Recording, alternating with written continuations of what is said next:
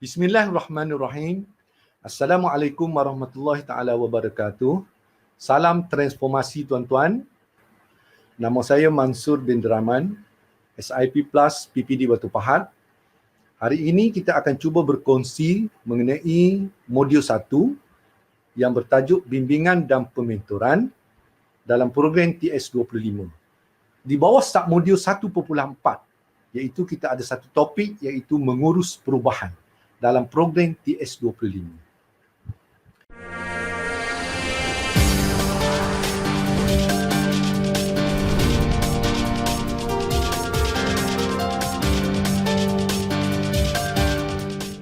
Program TS25 adalah merupakan satu program yang diperkenalkan oleh Kementerian Pendidikan Malaysia kepada sekolah-sekolah yang terlibat berdasarkan kepada fasa dan kohort. Baik, pada hari ini tuan-tuan, kita akan mula berkongsi modul 1 iaitu bimbingan dan pementoran di bawah submodul 1.4 1.4 iaitu mengurus perubahan dalam program TS25.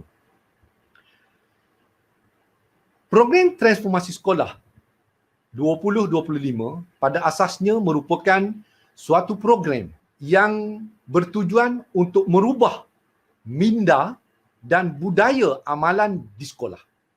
Pemimpin sekolah sebagai pengurus kepada perubahan memainkan peranan yang amat penting untuk memudahkan perjalanan warga sekolah ke arah cara kerja yang baru. Modul ini sebenarnya tuan-tuan adalah bertujuan untuk mempertengahkan kepentingan usaha mengurus perubahan dan memperkenalkan satu model ataupun satu template untuk membantu tuan-tuan dalam perjalanan untuk program TS25 ini. Baik tuan-tuan, seterusnya kita akan melihat iaitu apakah objektif kita pada hari ini. Terdapat dua objektif utama dan satu dikira sebagai suatu objektif sampingan, iaitu objektif utama dalam topik ini ialah tuan-tuan pada akhir sesi ini boleh memahami model 8 langkah perubahan quarter untuk mengurus perubahan dalam program TS25. Bermakna dalam bahasa yang mudah tuan-tuan, tuan-tuan akan diperkenalkan dengan model mengurus perubahan oleh John P. Kotter, seorang pensyarah daripada Harvard Business School. Baik, yang kedua, tujuan modul ini, submodul ini adalah untuk mencadangkan kepada tuan-tuan aktiviti yang sesuai berdasarkan kepada model 8 langkah perubahan Kotter untuk mengurus perubahan dalam program TS25. Dan sebagai sampingan, objektif yang ketiga, menjelaskan kepentingan mengurus perubahan dalam program TS25 ini. Ini adalah antaranya tuan-tuan. Baik, seterusnya ialah kita akan melihat apakah kriteria kejayaan yang tuan-tuan perlu dapat untuk submodul ini. Yang pertama kita dapati tuan-tuan dikehendaki boleh mengaplikasi model 8 langkah perubahan Kotter untuk mengurus perubahan dalam program TS25 ini. Yang kedua ialah tuan-tuan boleh menghasilkan perancangan mengurus perubahan berasaskan kepada model 8 langkah perubahan yang dibuat oleh John P. Kotter ini. Baik, seterusnya ialah kepentingan dan cabaran dalam mengurus perubahan. Baik, tuan-tuan, kalau kita lihat di sini, setiap perubahan dalam organisasi mempunyai set ataupun kriteria kejayaan yang berbeza. Mengurus perubahan yang dilaksanakan dengan cara yang betul akan menentukan kejayaan sesebuah inisiatif perubahan dengan hanya menghadapi sedikit gangguan ataupun tentangan. Pengurusan perubahan yang berkesan dapat meningkatkan pengalaman pekerja, kecekapan dan juga penjimatan kos. Setiap ahli mempunyai reaksi yang berbeza terhadap perubahan dan ahli-ahli dalam sesebuah organisasi akan menentukan sama ada inisiatif perubahan ini berjaya atau gagal. Tentangan adalah merupakan cabaran terbesar yang akan dihadapi oleh tuan-tuan dalam melaksanakan sesebuah projek ataupun inisiatif untuk berubah. Jika inisiatif perubahan tidak diurus dengan betul dan jika tekanan tidak ditangani secara proaktif dan baik, maka perubahan itu akan menjadi punca utama kegagalan kepada inisiatif yang diperkenalkan itu, dan ini akan melumpuhkan organisasi keseluruhannya, khususnya organisasi sekolah yang diterajui oleh tuan-tuan. Baik, tuan-tuan, kalau kita tengok kepentingan dan cabaran dalam mengurus perubahan. Apabila organisasi mencadangkan sebarang perubahan ataupun apabila tuan-tuan mencadangkan sebarang perubahan, reaksi yang wujud daripada kalangan ahli organisasi adalah sangat berbeza-beza. Tidak semua anggota organisasi akan suka dan menerima cadangan perubahan yang diperkenalkan oleh tuan-tuan itu. Ada yang mungkin melihatnya sebagai sesuatu yang menarik, namun ramai ataupun mungkin yang melihatnya secara yang negatif. Baik, biasanya tuan-tuan, yang negatif inilah yang ramai yang dilihat khususnya di sekolah. Jadi, perkara ini kita akan cuba tangani. Bermakna tuan-tuan, dalam mengurus perubahan berdasarkan kepada 4 KPI yang diperkenalkan oleh kementerian dalam program TS25 ini, iaitu guru berkualiti, pemimpin berkesan, sokongan komuniti dan PIBG, PDPC bermakna dalam 4 KPI ini, tuan-tuan akan melaksanakan perubahan yang menjurus kepada peningkatan organisasi tuan-tuan untuk mencapai matlamat ataupun visi yang tuan-tuan sasarkan. Baik, kita tengok kepentingan mengurus perubahan. Kalau kita tengok tuan-tuan, mengapa perubahan gagal? Dilihat dalam satu teori disebut di sini bahawa 70% perubahan yang diperkenalkan oleh organisasi akan gagal. Kenapa tuan-tuan? Kalau tuan-tuan lihat di sini bahawa tidak dapat dinafikan bahawa perubahan ataupun transformasi organisasi adalah amat sukar. Sesuatu perkara untuk berubah amat sukar tuan-tuan. Dengan sesuatu yang begitu kompleks dan rumit, pemikiran yang hanya memfokus kepada bagaimana cara untuk berubah, biasanya memberi separuh daripada gambaran keseluruhan transformasi. Maka kita tidak boleh hanya menumpu kepada bagaimana perubahan boleh berjaya, tetapi juga kepada faktor-faktor mengapa perubahan itu gagal. Pendekatan sedemikian dapat memberikan pengajaran yang amat berharga kepada pemimpin perubahan. Antara beberapa faktor kegagalan dalam proses transformasi adalah seperti berikut tuan-tuan. Yang pertama, kalau kita tengok, perubahan yang diperkenalkan tidak bermakna kepada warga sekolah. Perubahan yang kita perkenalkan itu tidak memberi kesan kepada warga sekolah. Yang kedua tuan-tuan, perubahan tidak diwajibkan kerana pihak pengurusan tidak memberi komitmen. Bermakna perubahan yang diperkenalkan itu tidak 100% kesungguhannya. Yang ketiga, perubahan tidak dikomunikasikan dengan berkesan kepada setiap warga sekolah.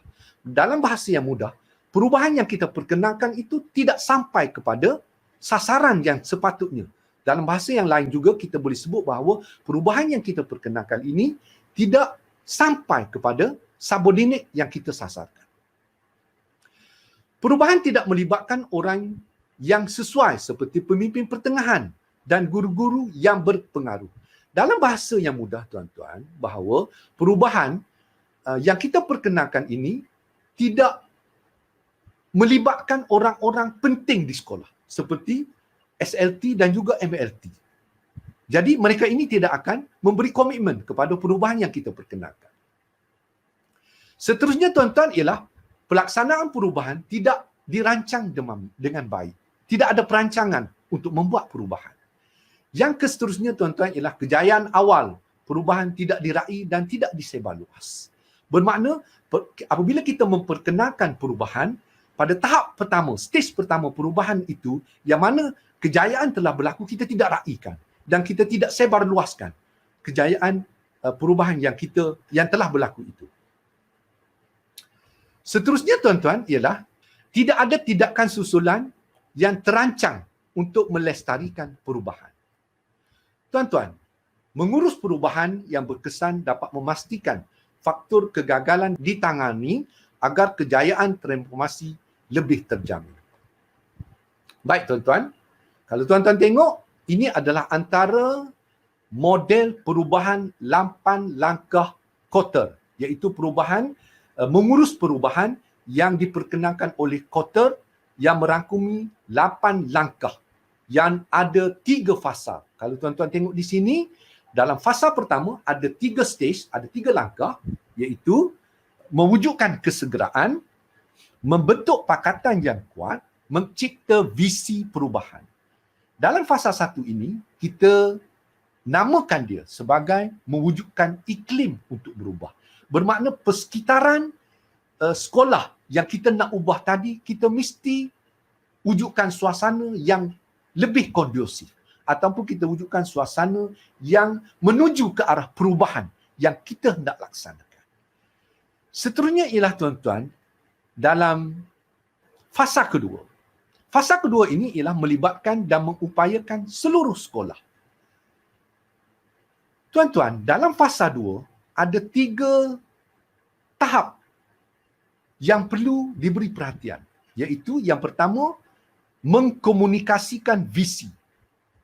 Dalam fasa 1 tadi ialah kita mencipta visi. Dalam fasa 2, kita mengkomunikasikan visi. Bermakna kita menyebarluaskan visi yang kita cipta di fasa 1 tadi. Yang seterusnya ialah tuan-tuan, kita menghapuskan halangan. Halangan tak perlu ada. Kalau ada halangan, perubahan akan gagal. Seterusnya tuan-tuan ialah membentuk sasaran ataupun kemenangan jangka pendek. Bermakna dalam bahasa yang mudah, kita raikan kemenangan yang kita sudah capai untuk tempoh ini. Jadi tuan-tuan, apabila kita nak buat perubahan, kita kena libatkan seluruh warga sekolah. Dalam bahasa yang mudah, semua kena tahu. Daripada pengetua, daripada guru besar, kepada guru-guru, kepada pelajar dan juga kepada komuniti. Dalam bahasa yang mudah juga, tuan-tuan, orang-orang yang terlibat secara langsung dengan sekolah perlu tahu. Pengawal keselamatan juga perlu tahu. Perubahan apa yang tuan-tuan nak buat. Orang kantin, pengusaha kantin juga perlu tahu. Apakah perubahan yang tuan-tuan nak bawa supaya orang-orang ini boleh menyokong perubahan yang tuan-tuan nak laksanakan tadi. Baik, fasa ketiga ni tuan-tuan ialah fasa untuk melaksanakan dan melestarikan perubahan. Baik tuan-tuan, dalam fasa ketiga kita ada 2 stage, iaitu kita mengekalkan momentum perubahan sebab kita nak, di sini kita nak lestarikan dia. Yang kedua ialah kita membudayakan perubahan. Perubahan yang kita sudah buat itu sudah berjaya dan kita budayakan. Jadikan dia sebagai suatu amalan baik kepada perubahan yang kita telah jalankan.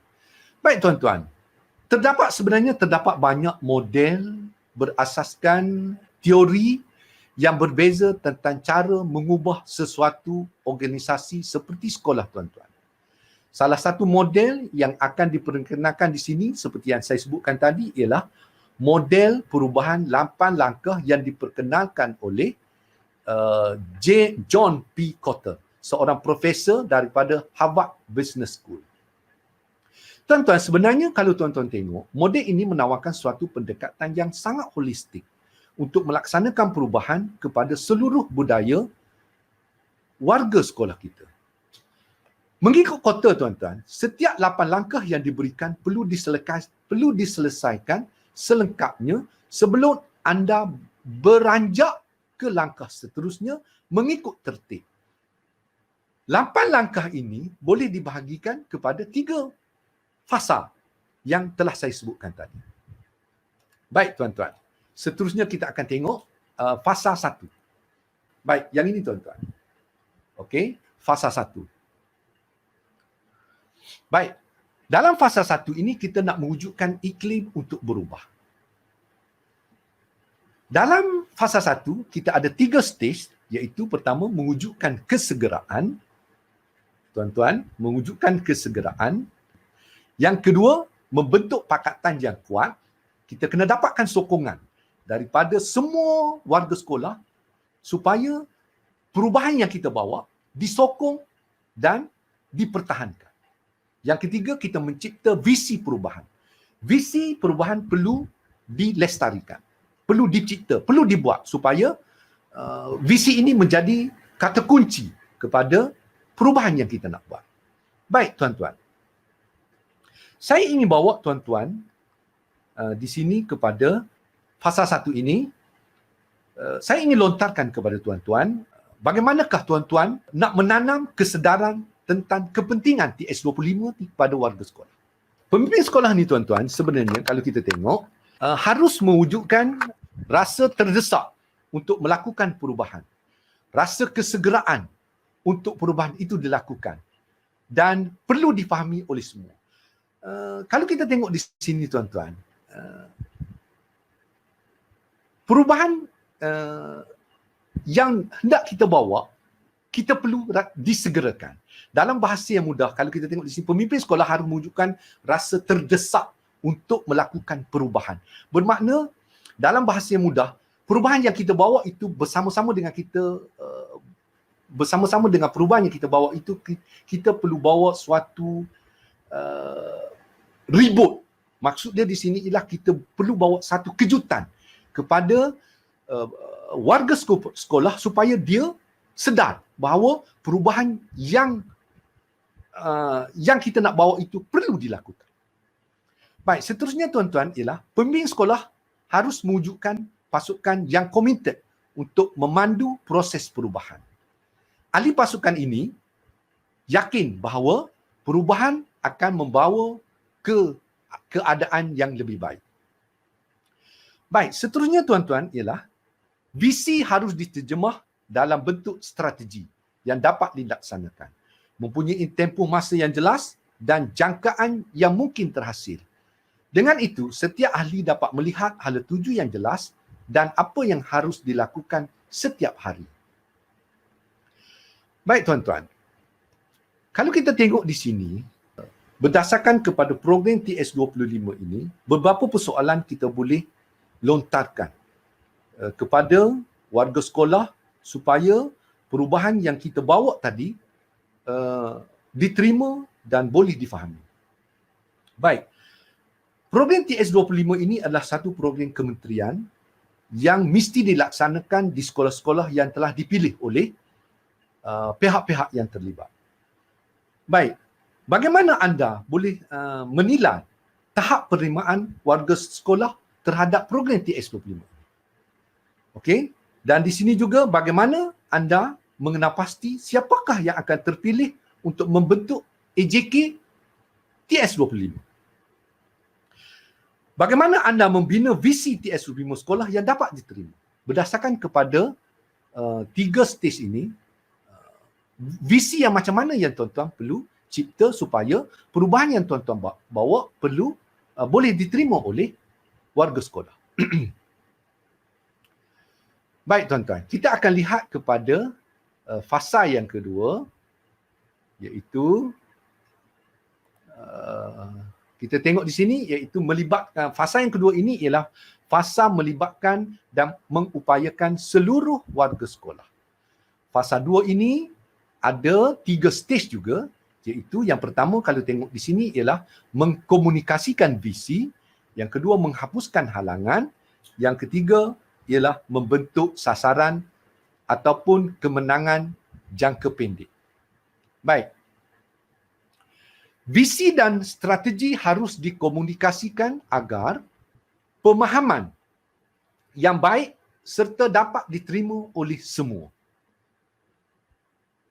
Visi yang baik harus disampaikan dengan jelas dan terarah dan berkesan kepada setiap pihak berkepentingan untuk perubahan. Okey, kalau kita tengok di sini, penggunaan teknologi maklumat seperti sosial media dapat membantu mempercepatkan proses komunikasi. Baik, kalau kita tengok yang kelima, bagaimana untuk menghapuskan halangan, ahli pasukan harus mengatasi setiap halangan yang timbul secara efektif dan memantapkan pengalaman di samping meningkatkan keyakinan pasukan.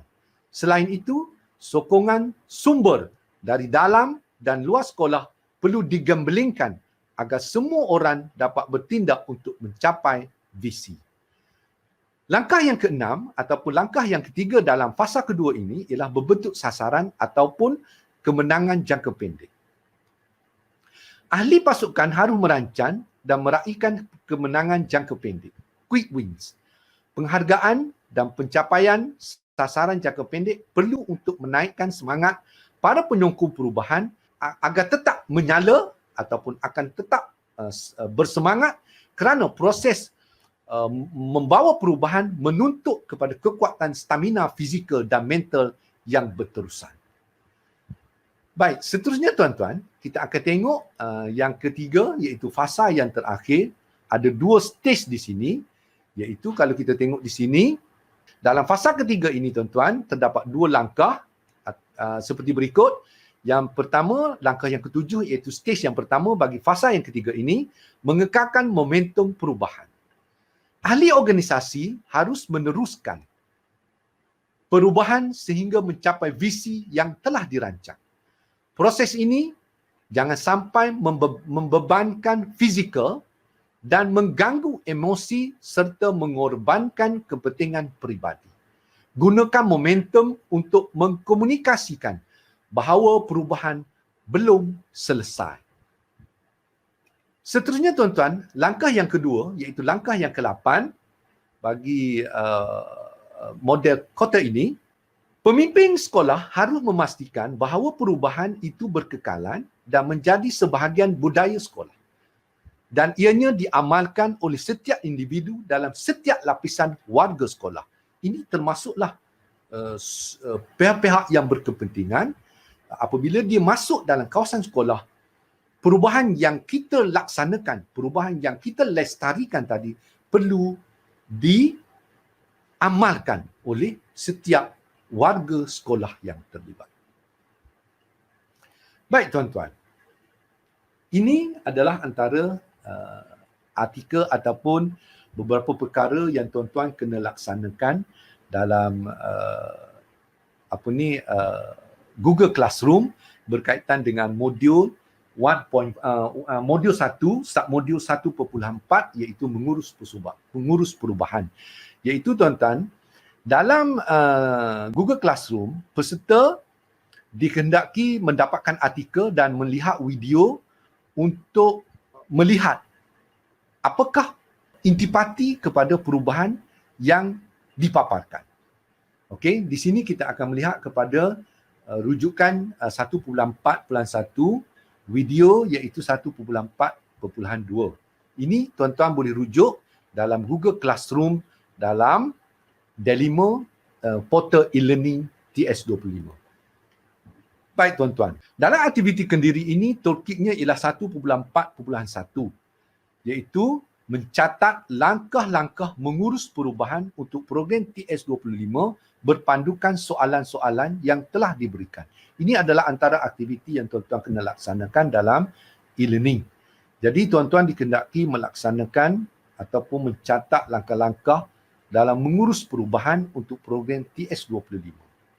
Seterusnya ialah tuan-tuan juga perlu melayari Google Classroom dan melaksanakan aktiviti kendiri, dan ini tuan-tuan dikehendaki merujuk kepada toolkit 1.4.1, iaitu aktiviti yang tuan-tuan kena laksanakan ialah tuan-tuan dikehendaki mencatatkan langkah-langkah mengurus perubahan yang sesuai bagi program TS25 mengikut fasa perubahan dalam model kota berpandukan kepada soalan-soalan yang telah diberikan.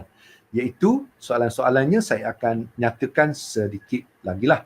Iaitu antaranya ialah kalau kita tengok di sini beberapa soalan lah yang diberikan tadi. Saya telah membaca 2 atau 3 soalan kepada tuan-tuan.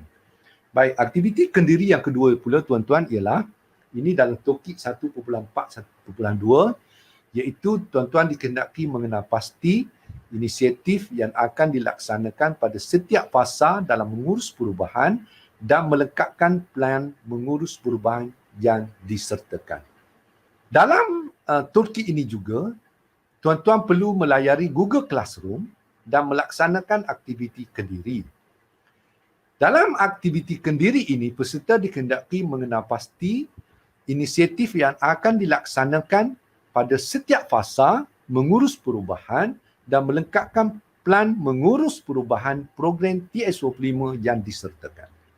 Hasil aktiviti dibawa semasa tutorial untuk mendapatkan cadangan penambahbaikan daripada rakan-rakan program TS25 iaitu master trainer dan juga rakan elit semasa dalam e-tutorial nanti.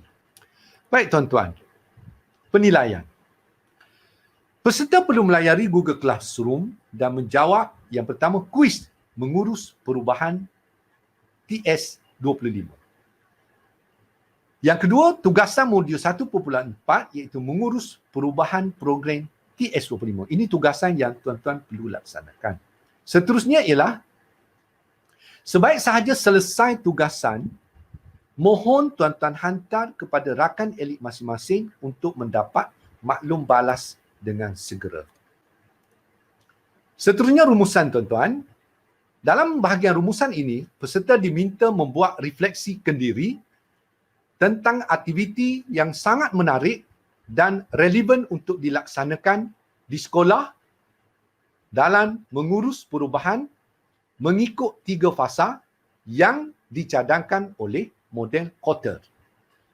Seterusnya ialah tuan-tuan, peserta boleh mendapatkan cadangan dan penambahbaikan daripada rakan-rakan program TS25 iaitu master trainer, rakan elit semasa dalam e-tutorial nanti.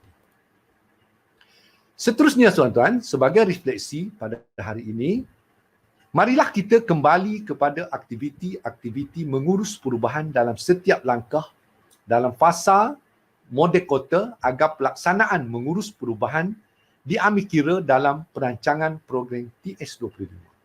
Baik tuan-tuan, perubahan yang tuan-tuan ingin bawa ke sekolah mesti, kalau boleh, mesti dilandaskan kepada mengurus perubahan, model mengurus perubahan yang diperkenalkan oleh John P. Kotter.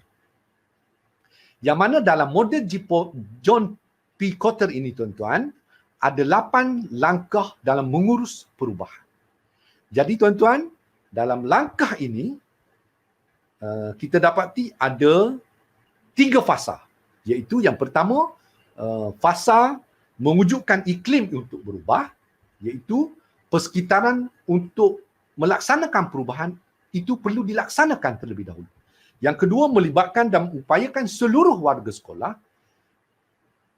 Perubahan yang hendak dibawa itu mesti diketahui oleh semua warga sekolah. Tidak ada satu pun yang tertinggal. Daripada pengetua, guru besar sehinggalah kepada kaki tangan yang paling bawah, pegawai keselamatan dan juga pengusaha kantin. Yang ketiga, melaksanakan dan melestarikan perubahan. Ini adalah fasa yang ketiga.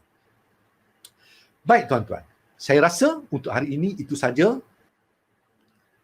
Baik, sebelum kita mengakhiri sesi ini, tuan-tuan diminta untuk klik kepada link yang diberikan untuk kehadiran dalam SPL KPM. Yang kedua, jika tuan-tuan mempunyai persoalan mengenai submodul 1.4 mengurus perubahan, tuan-tuan boleh klik link yang disediakan di dalam video ini untuk sesi soal jawab. Sebagai pengakhiran, saya mengucapkan ribuan terima kasih kepada tuan-tuan kerana sudi untuk mendengar dan saya mohon maaf di atas segala salah dan silap atas tutur bicara saya sepanjang sesi ini berjalan. Sekian, Assalamualaikum warahmatullahi wabarakatuh.